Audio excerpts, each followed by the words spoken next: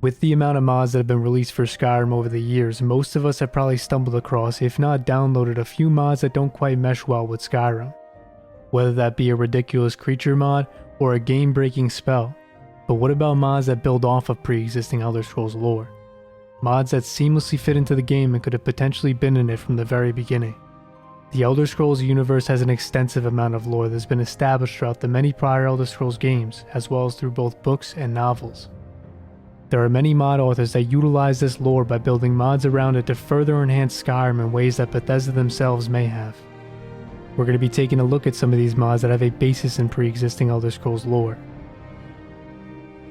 If you've played the Elder Scrolls Online, you're probably all too familiar with Skyshards. These are shards of ethereal magic that carry the essence of Nirn. In ESO, you could find and interact with these shards out in the world. They provide you with an additional skill point for every 3 shards that you collect. Skyshards are said to appear in Tamriel during times of crisis. Considering Alduin has returned and is quite literally trying to destroy the world, it makes sense that Skyshards will once again fall to Tamriel. And with this mod they do just that. As they fall, they subsequently split apart into 3 shards. When 3 shards are brought together, they reform into a sky prism and confer their magical energy to any nearby being. Like in ESO, absorbing this power will grant 1 skill point to use however you please. There are a total of 108 sky shards spread across Skyrim, translating to an additional 36 perk points to be acquired. This may seem like an excessive amount, although they're actually quite spread out and it would be difficult to stumble across all of them, even during a complete playthrough. On top of that, it's safe to say that many of us are using some form of perk overhaul that extends perk trees, and this provides an immersive, lore-friendly way to obtain some extra perk points. At the same time, it incentivizes you to explore edges of the map that you may have normally overlooked. With that said, if you still believe this is too many additional perk points, you can configure how many sky shards it takes to obtain a perk point within the MCM. When exploring Skyrim's underground, it's not unusual to encounter groups of Falmer. These blind and decrepit creatures were once a proud race known as the Snow Elves. They were the primary inhabitants of Skyrim and had an advanced civilization. In the Third Era, the Admorians, which would later become the modern-day Nords, began to migrate to Skyrim. The Snow Elves befriended the Nords and a temporary peace existed between them. However, this was short-lived, as the Snow Elves began to view the Nords as a threat, and wanted to get their hands on an ancient artifact that they had uncovered. This artifact was none other than the Eye of Magnus. In order to obtain the Eye of Magnus, the Snow Elves invaded the city of Sarthal, along with other settlements across the region, which would inevitably set the stage for their undoing. In response to this attack, the Admorian leader and first companion Isgrimor led a campaign to rid Skyrim of the Snow Elves, which would eventually lead to the establishment of the First Empire. In order to avoid complete annihilation at the hands of the Nords, the Snow Elves were forced to seek refuge underground with the Dwemer. The Dwemers saw this as an opportunity to subjugate the remaining Snow Elves by exposing them to the toxic fungus in the depths of Blackreach. This fungus induced blindness in the Snow Elves and transformed them into the modern-day monstrosities known as the Falmer. With this, the Snow Elves were thought to be lost to time. It isn't until the Dawnguard DLC that you encounter one of the few remaining Snow Elves, Knight Paladin Gelebor. During your conversation with him, he alludes to there being small pockets of Snow Elves that, like him, did not befall the same fate as the Falmer. With the mod Ancient Falmer, a Snow Elf race, you can now play as one of these last remaining Snow Elves. The Snow Elf race has an exclusive array of unique attributes and skills. Like other races of elves, they possess a high aptitude for magic, and this is reflected in their enhanced skill of destruction, restoration, and enchanting. Among their magical talents, their highest affinity is for frost magic. They have an innate strength for this type of magic, but with this comes their vulnerability to fire magic. The Snow Elves are known for their dedication to the god Auriel. They resurrected shrines across Skyrim in tribute to their deity. They are blessed with a wide range of holy sunfire spells to smite the undead in the name of Auriel. To become a vampire as a Snow Elf is to abandon the god Auriel and be stripped of his blessings. But this isn't without merit, because you will now gain the ability to cast other powerful magic in its stead. Snow Elves also inherently possess the knowledge to craft ancient Falmer weaponry and armor, and they receive added bonuses when using this type of equipment. Ancient Falmer weapons provided by this mod are reminiscent of glass weapons, although they have a unique coloration that is fitting for the snow elf aesthetic. There is a wide range of creatures dispersed throughout the Elder Scrolls universe, some of which are described in lore or are present in previous Elder Scrolls games. It's only natural that all of these creatures couldn't be included by Bethesda when developing Skyrim. A mod author by the name of Fourth Unknown has tackled the difficult task of implementing many of these forgotten creatures into Skyrim. The first series of creatures we're going to be taking a look at is the Daedra, which are immortal beings that spawn from the various realms of Oblivion. From the depths of Cold Harbor we have the Daedroth, a large reptilian Daedra that serves the Daedric Prince Molag Bal. They have powerful jaws designed to crush and tear through flesh. They have moderate magical abilities and are known to spew torrents of fire from their mouths. Scamps, often summoned by greater Daedra such as Jamor to perform simple tasks. They are considerably weak compared to other Daedra but are known to be quite cunning. Although they're small and lack physical strength, they are extremely agile. Scamps specialize in fire magic, and although not a considerable threat alone, they are dangerous when faced in large numbers. The Clanfear, ferocious reptilian Daedra often associated with Mehrunes Dagon, but they are known to serve many Daedric princes and can be found throughout the various planes of Oblivion. Clanfears are equipped with razor-sharp teeth for tearing flesh. Their talons are designed for hooking and pinning while they use their strong beaks to rip their prey to shreds.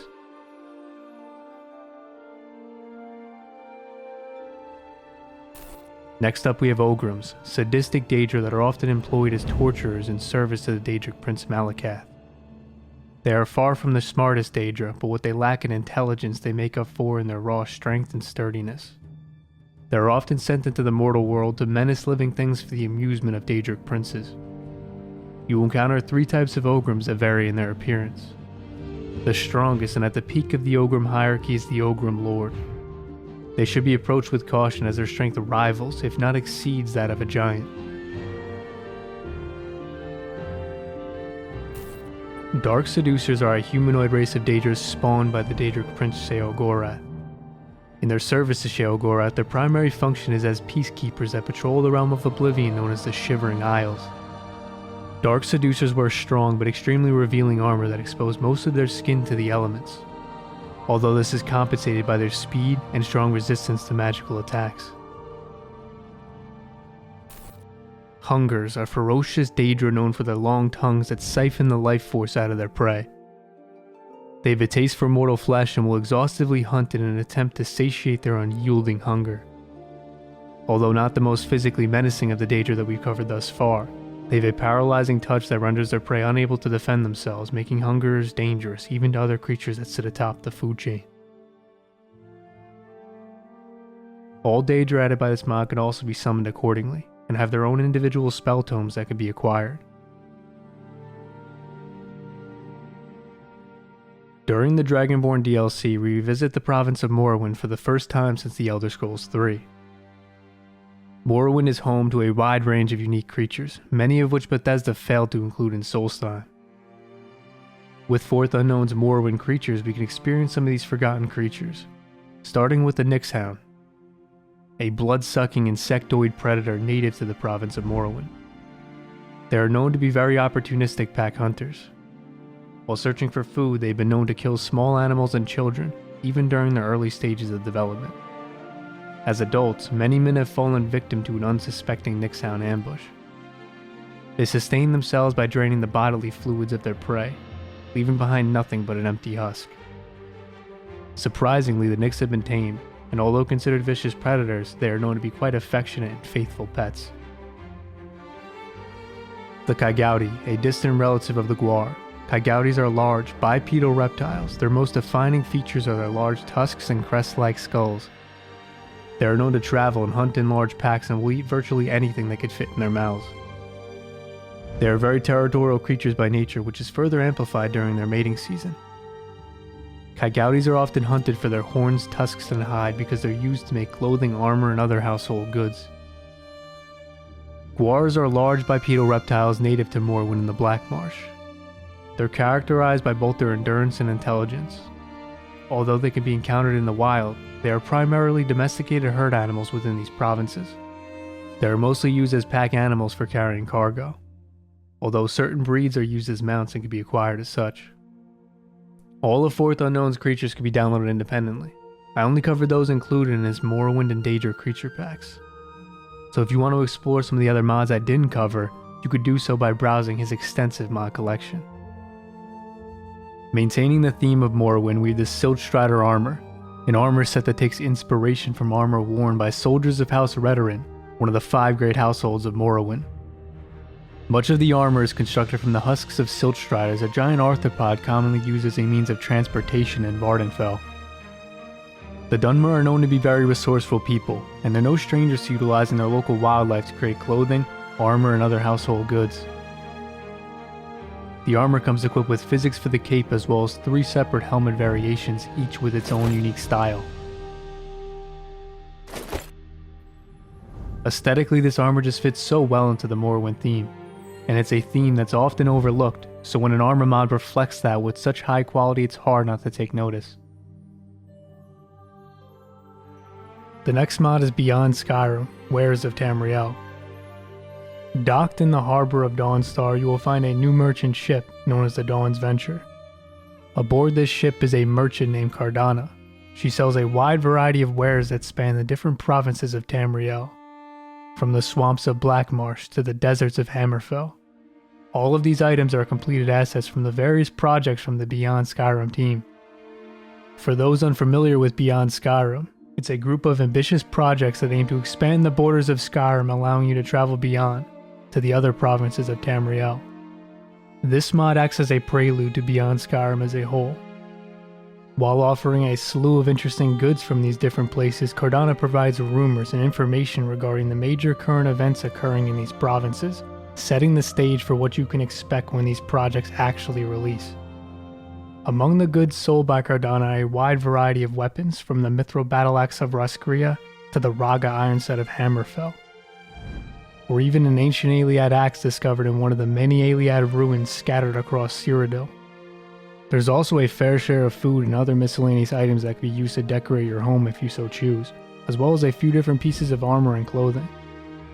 Aesthetically, all these items fit the theme of these other provinces to a T, and it's a testament to the dedication of the Beyond Skyrim team in creating an accurate representations of these provinces in the current era. If you're interested in learning more about the Beyond Skyrim projects, I'll have a link in the description to their website. They are currently looking for more people to join their team, so if that's something that interests you, more information could be found there. The worship of gods and deities is commonplace in Skyrim and Tamriel as a whole. Among the beings that are commonly worshipped are Daedric Princes. Daedric Princes are the most powerful beings amongst the Daedra. Each governs their own realm of oblivion. They have varying motivations and exert their influence on mortals in different ways. The fact that Daedric Princes are so deeply ingrained in Elder Scrolls lore, it's unusual that in Skyrim many Daedric Princes don't have their own designated shrines and places of worship. A mod author by the name of Mandragora Sprout aims to rectify this by adding Daedric Shrines and statues to varying locations around Skyrim. In appearance, these statues abide by strictly lore-accurate representations of these Daedric Princes. They fit seamlessly into the game, and they're easily some of the highest quality statues available in the Nexus. The first one we're looking at is the Shrine of Hircine, one of the more widely worshipped Daedric Princes in Tamriel. He is known as the Huntsman and the father of man-beasts. Hircine is the creator of lycanthropy and oversees the realm of oblivion known as the Hunting Grounds. Those that follow Hircine are promised an afterlife within the Hunting Grounds where they can indulge in spectacular hunts for all of eternity. Sheogorath, the Daedric Prince of Madness, an enigma with motives beyond the comprehension of mortals. He's sometimes referred to as the Mad God. Above all, Sheogorath is unpredictable. He is the type of deity that does things on a whim to quench his own boredom, such as indulging in a sadistic pleasure or toying with mortals for his own amusement.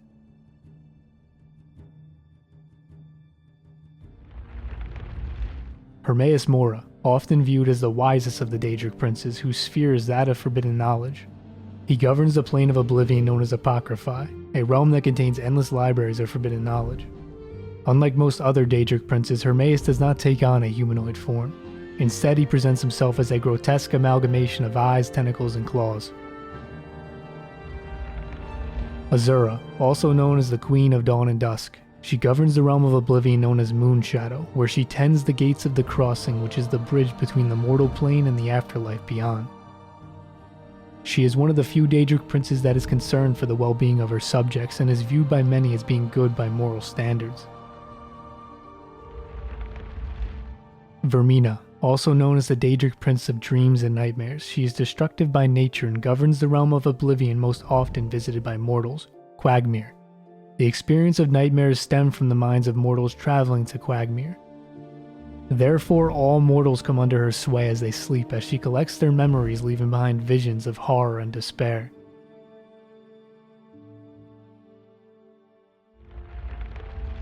Sanguine, known to his worshippers as the Lord of Revelry. He is the Daedric Prince of debauchery, perversion, and passionate indulgences of the darkest natures. He rules the myriad realms of revelry, which consist of thousands of small pocket realms of oblivion.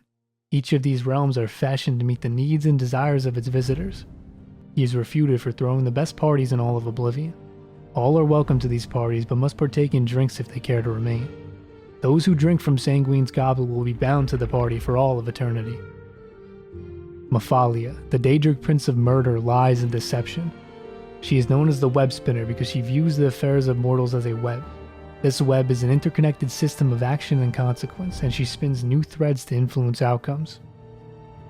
She finds amusement in creating outcomes of her own design, such as ruining a marriage or causing two peaceful factions to erupt into bloody warfare.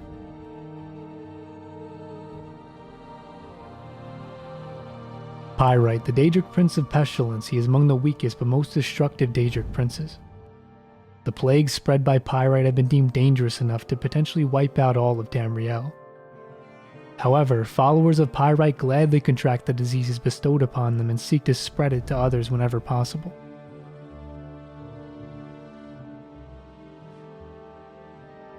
As per usual, links to all the mods covered in this video could be found in the description. With these mods, you should be one step closer to creating an immersive, lore-friendly Skyrim. If there's any other mods you felt should have been included, share them down in the comments section. Also, consider subscribing to the channel if you're new. And as always, thank you for watching.